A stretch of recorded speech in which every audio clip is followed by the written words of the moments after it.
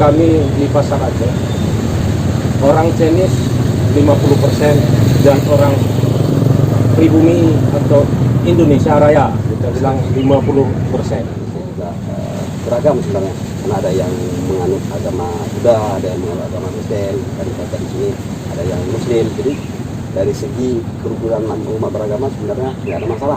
Pak Kecik udah berapa lama jadi Kecik, Pak, menjabat? Alhamdulillah sudah saat ini 11 tahun. 11 tahun itu berarti udah 2 periode ya, Pak ya? Berarti tinggal 1 tahun lagi ya? Ya, 1 ada rencana tahun. 3 periode ya, Pak? Insya Allah UPA tidak boleh.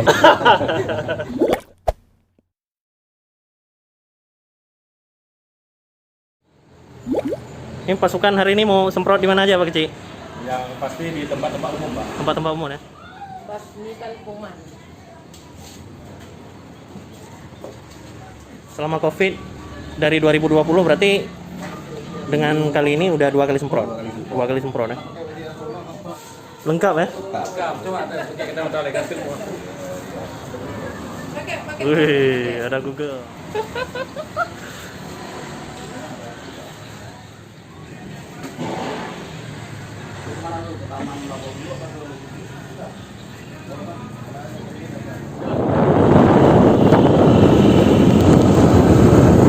Ada, Bang.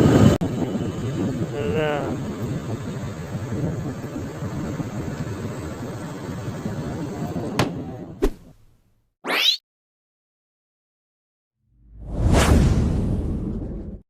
Assalamualaikum warahmatullahi wabarakatuh. Halo sobat desa semuanya. Apa kabar kalian semua? Hari ini kita mau jalan lagi ke beberapa desa atau kampung yang ada di Kecamatan Juan Palawan di kabupaten saya di Aceh Barat. Di episode Sawo Gampung yang lalu kita kan udah jalan-jalan tuh ke kampung belakang di Kecamatan Juan Palawan Kabupaten Aceh Barat. Nah, hari ini di pagi hari yang cerah ini sambilan berjemur di panas matahari untuk meningkatkan imun ya, Bapak Ibu sekalian. Menghilangkan corona kalau kata Pak Kecik.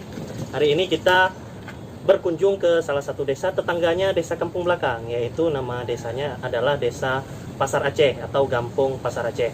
Sobat desa sekalian, kita sudah berada di sini dan kita berada di salah satu spot gampung yang sangat menarik. Di belakang kami ada tulisan Melabuh Pasar Aceh, dan desa ini memang sejarahnya desa wisata ya Pak Kecik ya, dari zaman lalu di pinggir laut. Sungguh indah sekali, nanti sobat desa bisa lihat sendiri pemandangannya. Kemudian kita hari ini juga akan berkunjung ke salah satu produksi usaha yang ada di Gampung Pasar Aceh, yaitu BUMG atau Badan Usaha Milik Gampung Pasar Aceh yang punya usaha produksi es kristal, kemudian penyediaan air isi ulang dan lain sebagainya. Nanti kita akan berkunjung ke sana. Namun sebelum itu kita akan bincang-bincang bersama dengan Kepala Desa atau Pak Kecik Gampung Pasar Aceh. Kemudian juga ada aparatur gampungnya dan ada ketua BUMG-nya di sini yang sudah hadir bersama-sama dengan kita. Assalamualaikum Pak Kecik. Waalaikumsalam. Ibu, alhamdulillah, terima kasih sudah menyambut kami di sini. Pak Kecik, Pasar Aceh ini kan gampung yang sudah sangat lama ya, sama seperti gampung-gampung lain yang ada di Johan Pahlawan yang punya sejarah yang panjang. Kira-kira Pak Kecik mungkin bisa cerita sedikit ke sobat desa sekalian bagaimana Pasar Aceh ini sejak dulu, sejak orang-orang tua Pak Kecik sampai dengan sekarang, perkembangannya, kemudian bagaimana Gampung Pasar Aceh ini dulu mungkin menghadapi tsunami dan kondisi sosial masyarakatnya sendiri. Silakan Pak Kecik sambil memperkenalkan diri mungkin. Assalamualaikum warahmatullahi wabarakatuh. Salam.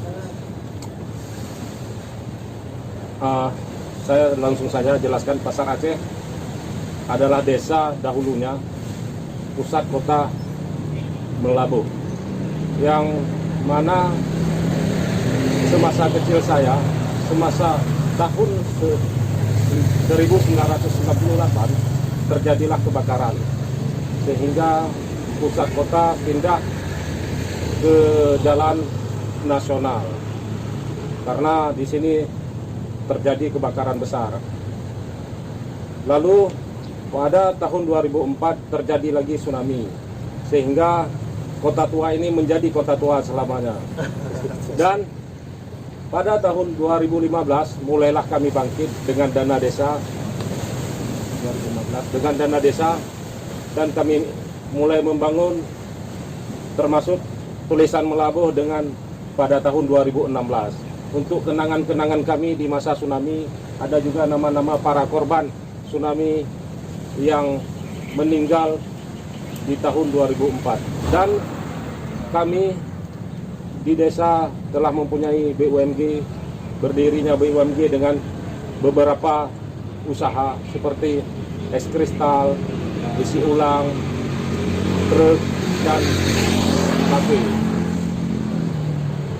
Satu keinginan saya yang belum tercapai adalah memiliki gedung olahraga yang mana di dana desa ini kami tidak bisa membeli tanah. Mungkin dari pihak pusat yang mendengarnya nanti ada solusi bagi kami untuk membeli tanah hingga kami bisa membangun gedung olahraga atau gedung serbaguna yang bisa menjadi PAD kampung.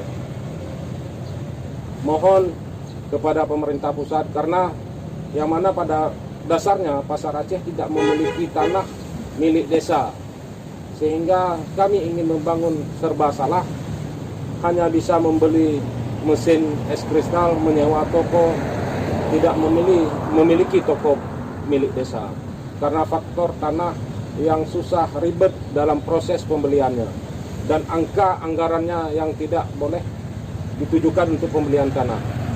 Mungkin nantinya ada solusi bagi kami sehingga Kampung Pasar Aceh lebih maju, mungkin bisa menjadi pusat kota kembali atau menjadi daerah pariwisata yang bagus. Nah, Sobat Desa, Pak Kecil udah berapa lama jadi Kecil, Pak, menjabat? Alhamdulillah sudah saat ini 11 tahun.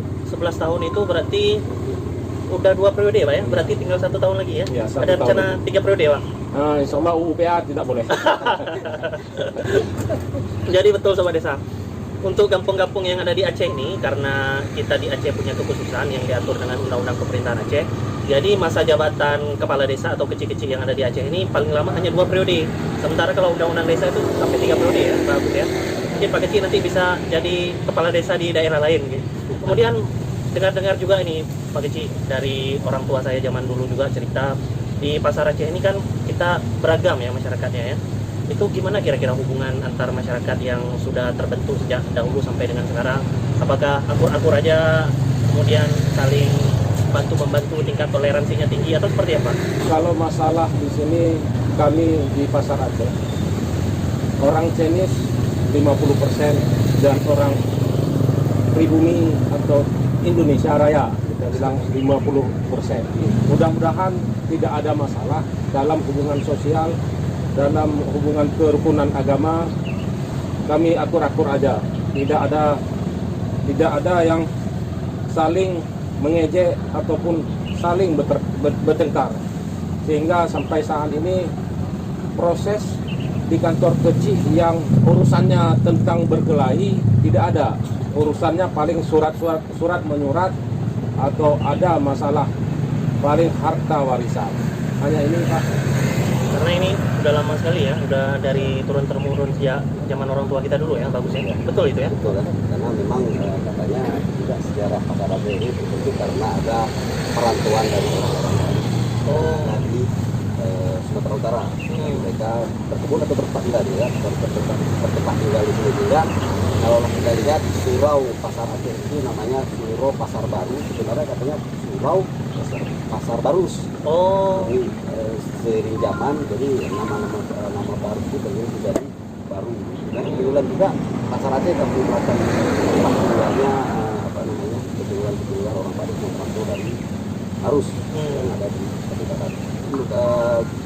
Juga di sini Pasar Aceh ini di samping seperti disebut Pak Kecil tadi, para Chinese dia juga beragam sebenarnya, karena ada yang menganut agama Buddha, ada yang menganut agama Kristen, kan di sini ada yang Muslim. Jadi dari segi kerukunan umat beragama sebenarnya tidak ada masalah dari zaman dulu.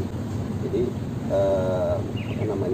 masing-masing menjalankan ibadahnya sesuai dengan agama masing-masing. Tapi dalam hal kehidupan sosial, misal ada tingkat kematian, misalnya ada kematian di tingkat orang Chinese yang ada di Pasar Aceh, orang kita juga dari ikut melayat istilahnya.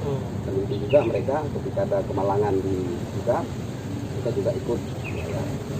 Nah, itu yang terus didukung oleh kita di sini, karena di sini juga kalau kita katakan kelompok-kelompok kuat Chinese-nya juga tempat tinggal di Pasar Aceh ya? Karena ada perantau itu tadi ya? Karena perantau, jadi tempat pusat perdagangan, termasuk di sekeliling masjid Nur Huda. Oh iya, yang Masjid Nurul Huda yang dekat kampung belakang.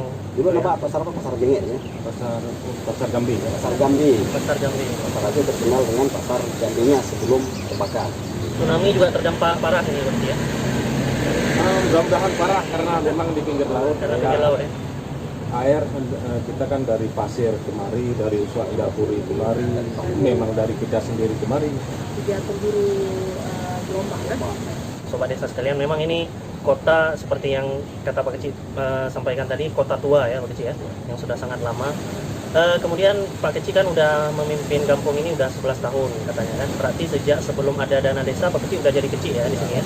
Itu ada perbedaan nggak Pak Kecil dari yang Pak Kecil lihat selama kepemimpinan Pak Kecil, baik sebelum adanya dana desa sama pas ada dana desa sekarang, gimana kira-kira? Kalau perbedaan di tahun 2010 sampai 2014 yang tidak ada dana desa selama saya menjadi kecil, kita di desa agak sulit membangun. Apa yang kita inginkan, kita harus mengajukan di Musrembang, itu pun kalau keluar di Musrembang Kabupaten. Tetapi sekarang di tahun 2015 sampai dengan 2021 sekarang, dengan adanya dana desa, kami yang memang bisa dibangun oleh desa, maka kami membangunnya, baik itu fasilitas maupun untuk BUMD Gampung Pasar Aceh. Tapi kalau pribadi saya lebih suka bergerak di bidang BUMD karena minimal ada cashbacknya, timbal baliknya, ada uang kembali ke desa, yang mana nantinya habis masa jabatan saya, ada yang saya tinggalkan, sehingga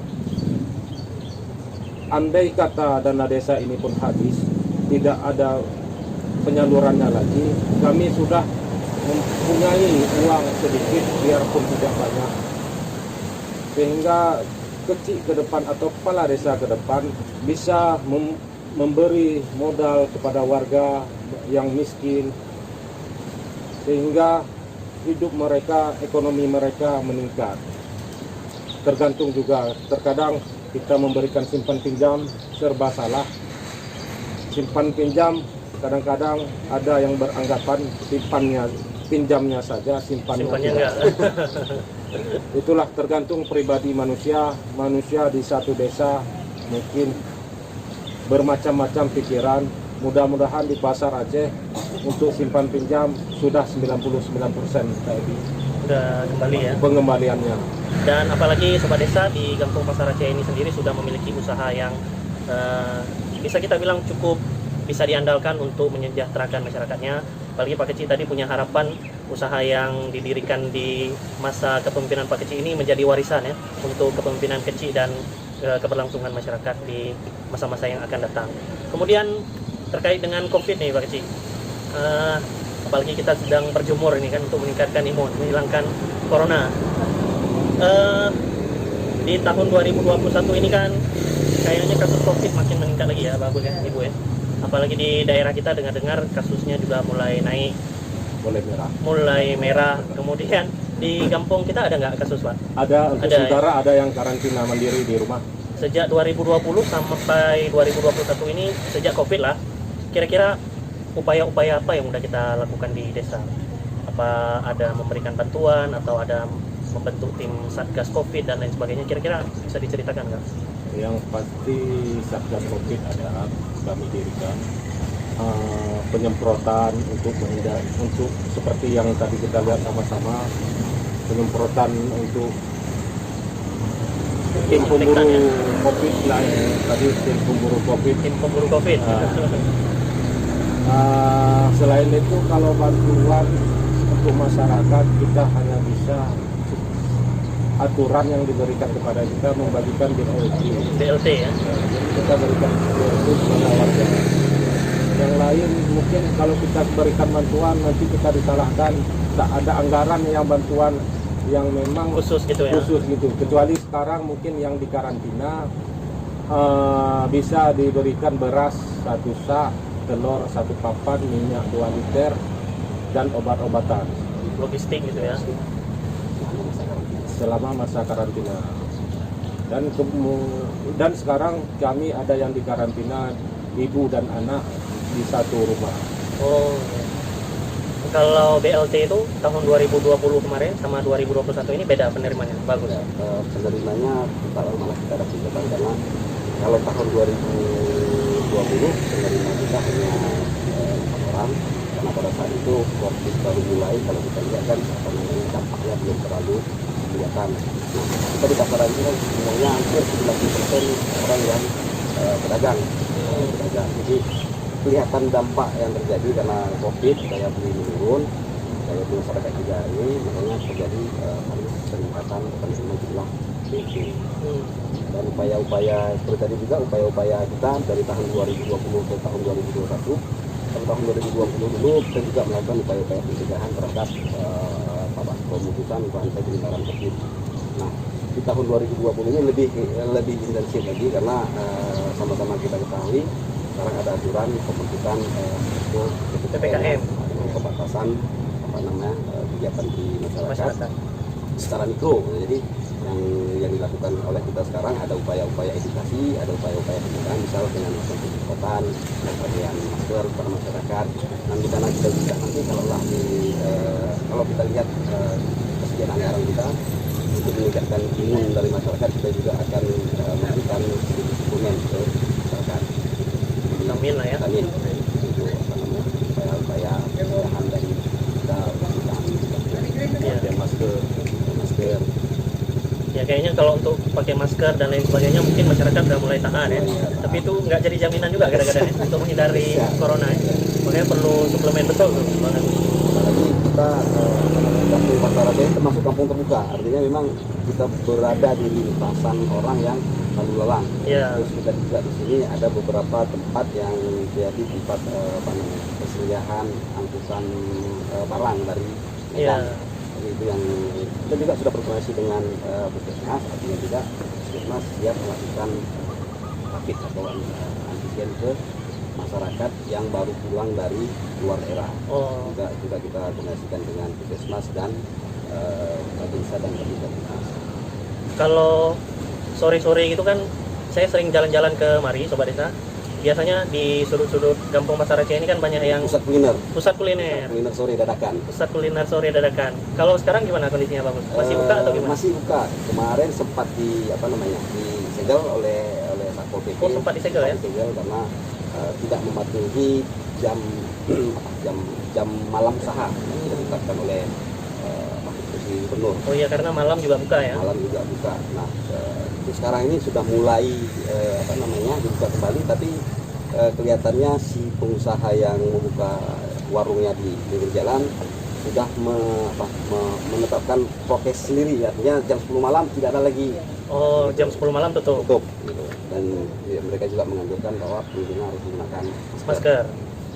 Alhamdulillah berarti kesadaran masyarakat sudah cukup tinggi ya. Mudah-mudahan kita juga berharap COVID ini mudah-mudahan segera mereda.